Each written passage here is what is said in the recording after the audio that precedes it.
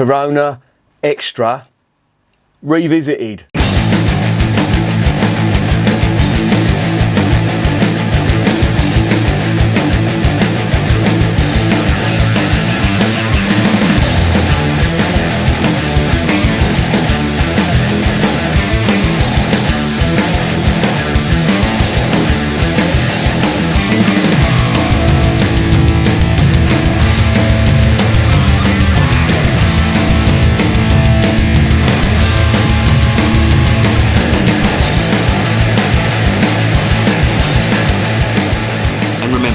Life is too short to be drinking shitty beer.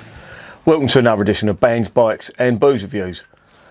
I'm going to revisit a beer, and that beer is quite topical for what's going on. It's called Corona Extra. You must have heard of this shit. Right, I reviewed this on the channel about, well, fuck me, this must be going back, well, a good few months anyway. And I got it from a shop round the corner, and it was in a clear bottle, and I opened it, and it just filled the whole fucking room with skunky aromas, and it tasted like a fucking bag lady's period. Honestly, it was dog shit. So, I do like to give beer a fair crack and a whip. I've got no sympathy for brewers who put beer in clear bottles and then wonder why people won't drink it. But I found this stuff in a can, and I thought I will give it another go. Now, this stuff comes from Mexico, so there's bound to be rice in it, right? And they have to do that because the shortage of malt in that country, they have to make up the grain bill with rice.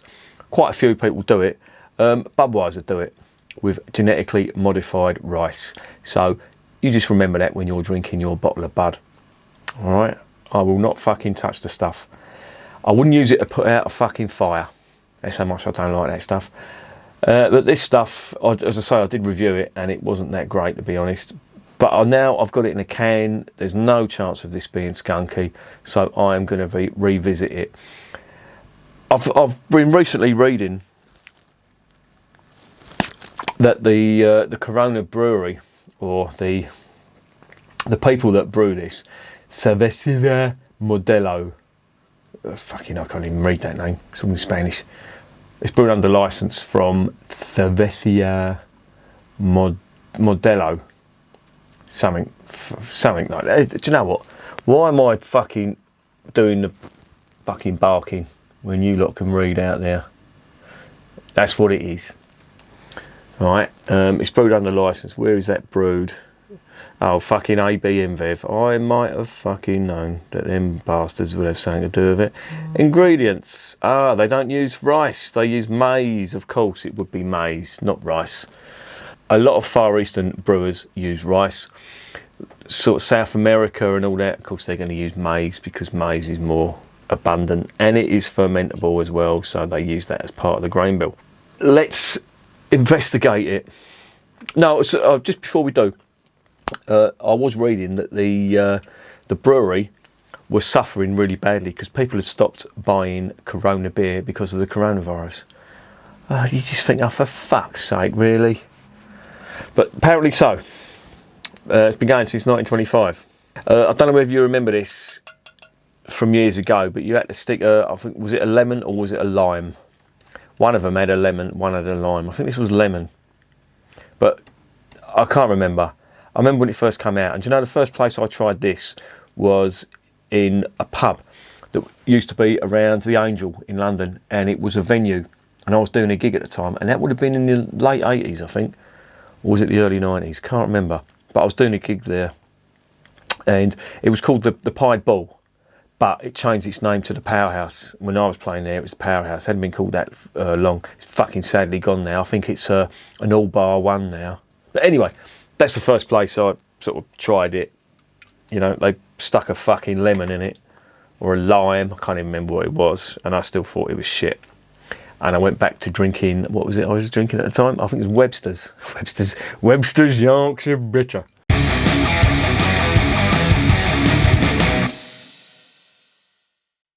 But yeah, let's get this open and let's see what's going on.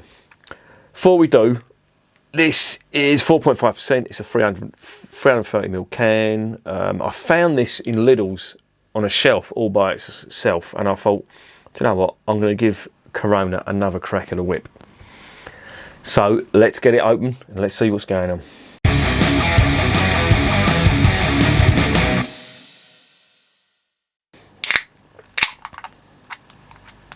Now, seriously, I would advise against buying the stuff in the bottles because it's a clear bottle and it's going to be fucking skunked and it will taste like a fucking massive pile of bollocky dog wank.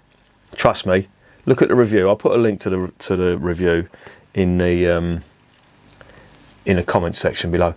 There it is. And I do find this with a lot of these cheaper beers. There is not a lot of carbonation in there. That looks like, do you know what, if I poured that and it was a German beer that was showing me that, I'd be saying, this is going to have a really nice mouthfeel to it. God, fuck me, that smells disgusting. It's not skunky, I will say that. It just smells nasty, like sulphurous. And I'm assuming what they've done here is they've not let it ferment for long enough, and they put it into the can too quickly, and you've got sulphurous aromas that are now escaping with all that carbonation.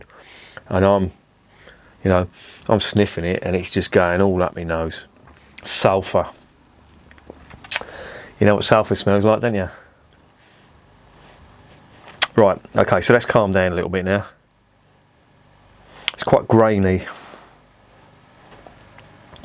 There's a little hint of lemon citrus, but there's not a lot. And there's just that, I don't know, I always get this from macro brewed beer. It's like cheap malt. It's a mixture of cheap malt and sulphur. I could be completely wrong though. It could taste quite nice out of the glass. So let's get it down the hatch.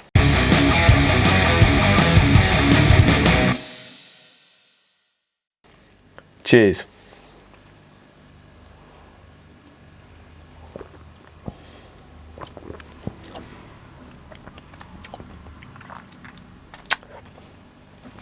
First thing that immediately hits me, that mouthfeel is really nice.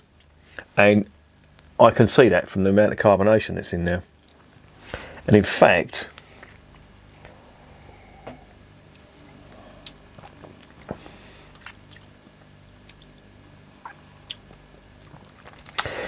it doesn't really taste of anything.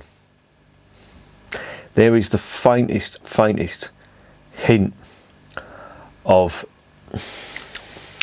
lemon citrus and a little touch of, honestly, a fucking smidgen of like bready malt in this. And that's about it. And the beer it's reminding me of is the Polish stuff. I think it's the Tiskia. You seen that about? Yeah, well, certainly if you're in London, I'm sure you've seen Tiskia about at all. That beer did not taste of anything. And it really knocked me for six because I was trying it and I'm thinking, it doesn't taste of anything. I mean, that's no mean feat to get all them ingredients into a mash tun and fucking, boil it all up, throw a few hops in it, let it ferment, and then it comes out tasting of absolutely nothing, And they've sort of done similar here.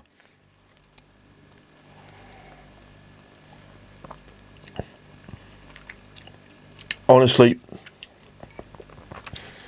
the flavours are so subdued. And I have just reviewed the Hook Norton Hooky Mild.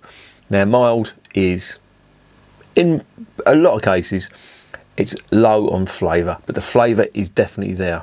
And this stuff before, when I reviewed it before, it was just skunkiness all over it.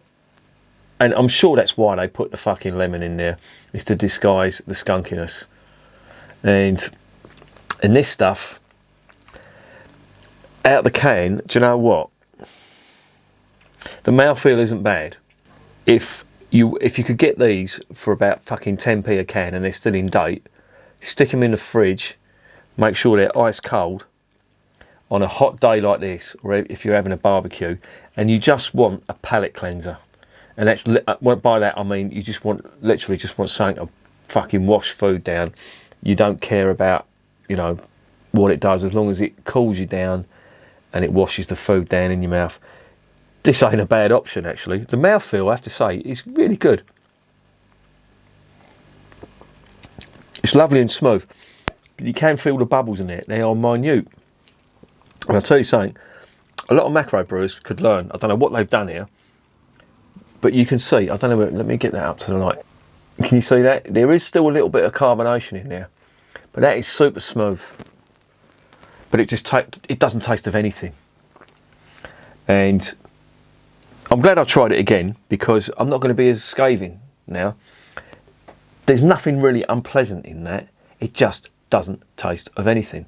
But the mouthfeel is quite nice.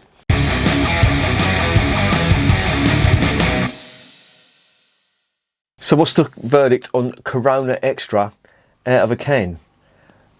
Completely different to what it is in the bottle. Now, green bottles and clear bottles, I'm not going to go over it all again, but you know, beer can go light struck. I'm not going to go into the science of it. If you want to find out what that is, look at the title section underneath this video. There's a few why beer tastes like it should. If you look at the section on hops, you'll get a little bit of an indication. Or I'll do another video on how to recognise a bad pint. There's a lot more in there. There's a lot more in there about light struck beers, what happens to hops when they react with sunlight, etc., etc., or UV light, etc., etc.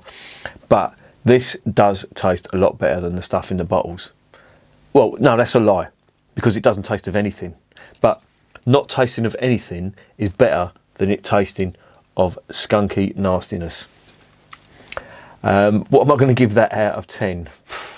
How can you give a beer that doesn't taste of anything a mark? It honestly does not. It really doesn't. Maybe to a kid who doesn't drink, or somebody who doesn't drink, and they took a mouthful of that, they'd say, yeah, it's beer. But for seasoned beer drinkers, it really does not taste of anything. There is no discernible flavour in that, really. So I'm going to give it 5, and I'm going to give it 5 for the mouthfeel, because that mouthfeel is spot on. Yeah, you're seeing this, the carbonation is still there, but it is super smooth. And you know, if you had a really flavoursome beer that had a mouthfeel like that, that would be a winner. So I'm going to give it 5 for the mouthfeel, and I'm being a little bit generous there, but for flavour, there is fuck all. It's like air pie in liquid form, if you can imagine that. That's my perception of it anyway. There's the very, very, very faintest hint of malt and a bit of lemon citrus on there, but that is about it. So yeah, Corona Extra Revisited. Better than the bottles, but the only reason it's better than the bottles is because it doesn't taste of anything. Fucking hell. That's brilliant. That's a winner for somebody who's brewing shit beer. Right, let's improve on it. How can we do it? Just take all the flavour out of it whatsoever. And just not replace it with another flavour. Yeah, fucking hell. Hats off to them. They've come up with a winner there. So yeah, 5 out of 10. Would I recommend it? If you can get it fucking dirt cheap. I think this cost me just under £1. I think it was all on its own on a shelf in Lidl. Let me just fucking see now, because hang on a minute. If this ain't in date, I'll probably just fucking poison myself. Oh no, June 21. So I'm alright. So that really does taste of niche. And remember, I'm drinking this shit, so you don't have to.